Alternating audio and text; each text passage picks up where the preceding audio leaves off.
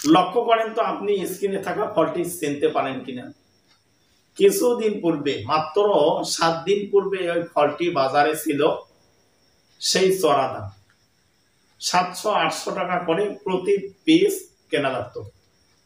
আমাদের মতো মধ্যবিত্তরা এই ফলটি কেনা খুব কঠিন ছিল, কিন্তু আমরাই পাবলিকেরা এটাকে এমন ভাবে বয়কট করলাম, এখন অর্ধেক দাম দিয়েও ক্রেতা পাওয়া যায় না।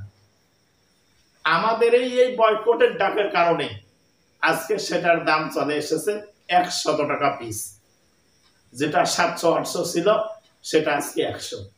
এটা আমাদের দ্বারাই সম্ভব।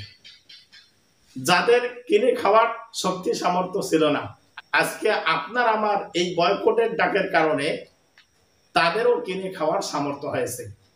তাহলে আপনার আমার একটি বয়কটের ডাকে যদি তরমুজের দামটা এত কমে গেল, ডাউন হয়ে গেল, আর আমার মতো মধ্যবিত্তদের খাওয়ার সক্ষমতা ফিরে এলো। এরকম আরেকটি জিনিস আমাদের তো প্রয়োজনীয়, সেটা হচ্ছে গরুর গোস্ত। গরুর গোস্ত বর্তমান বাজারে কয়েকদিন ধরে এই গরুর গোস্তর যে বাজার যাচ্ছে, সামনে ঈদ, আমার মতো মধ্যবিত্ত এবং আমার সে আরো যারা নিচে আছে, তাদের এই গরুর গোস্ত কিনে খাওয়া খুব কঠিন। আপনি যদি একটু চেষ্টা করেন, এই গরুর গোস্তটা 2, 4, 5, 7 দিন কেনা বন্ধ করেন, গরুর গোস্ত খাওয়াটা একটু কমিয়ে দেন, অন্য কিছু খান। আপনি যদি এই ডাকটা দেন, আপনার আমার দ্বারাই সম্ভব।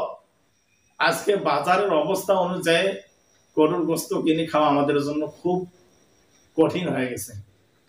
তাই আপনার আমার এখনই সময় তরমুজের মতো গরুর গোস্তকে বয়কট করি কিছু দিনের জন্য। আপনি একটু চেষ্টা করে কয়েকটা দিন বন্ধ করেন।